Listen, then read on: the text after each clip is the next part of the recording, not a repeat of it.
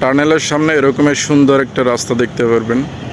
চারপাশে রাস্তা আছে। এখান থেকে এই রাস্তাটা ঢাকা চট্টগ্রাম মহাসড়কে গেছে, আর এদিকটাতে টানেল।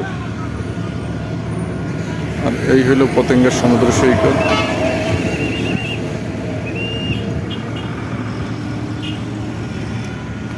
খুব সুন্দর একটা পরিবেশের রাস্তা এখানে, অসাধারণ অসাধারণ।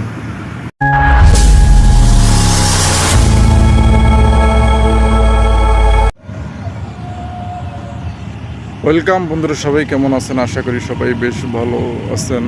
চলে এলাম পতেঙ্গা সমুদ্র সৈকতে, আর এখন আমি আছি পতেঙ্গা টানেলের সামনে। এখানের প্রাকৃতিক সৌন্দর্যটা আপনাদের মাঝে তুলে ধরব। এদিকটাই হচ্ছে টানেলের গেট, প্রবেশ পথ যেটা।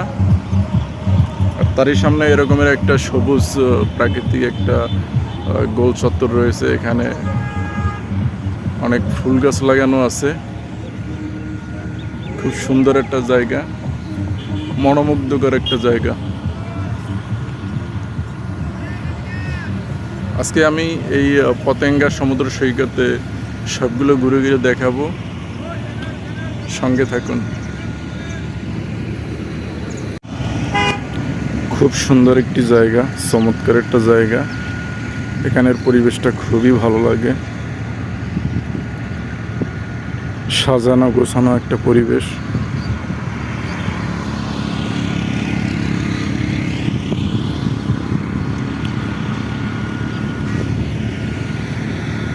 এদিকটা হলো টানেলের প্রবেশ পথ, আর এর পাশে হলো পতেঙ্গা সি বিচ।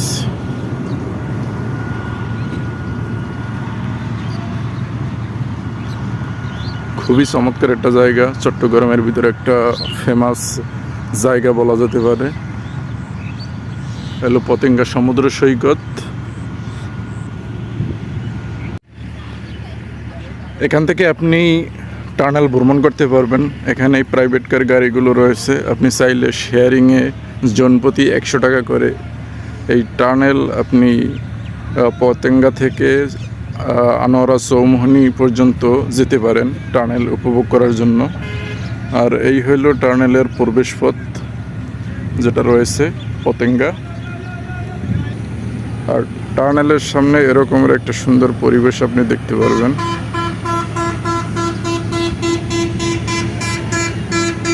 প্রাকৃতিক সৌন্দর্যে ভরপুর এই পতেঙ্গা সমুদ্র সৈকত যে এরিয়াটা রয়েছে, সেটা হলো পতেঙ্গা সমুদ্র সৈকত।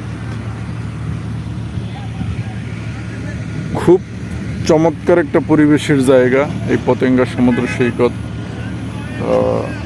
তৈরি করা হয়েছে, যেটা বাস্তবে দেখলে অনেক সুন্দর।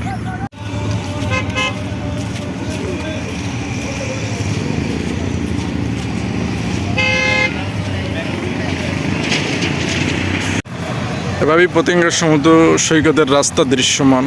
খুব সুন্দর রাস্তা, খুব সুন্দর পরিবেশ, অসাধারণ একটা রাস্তা বলা যেতে পারে।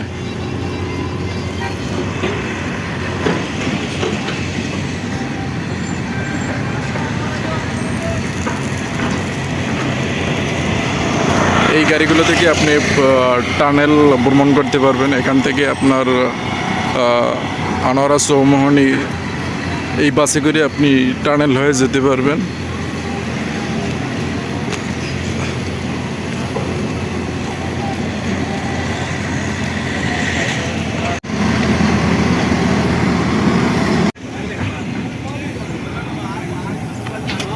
টানেলের প্রবেশ পথ এটা হলো।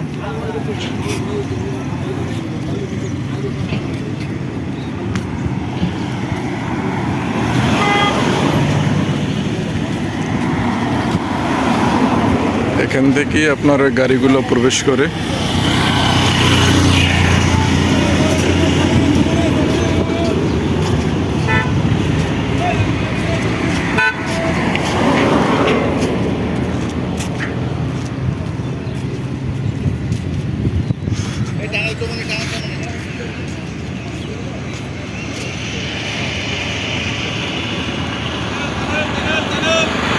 তোর একটা পরিবেশের রাস্তা।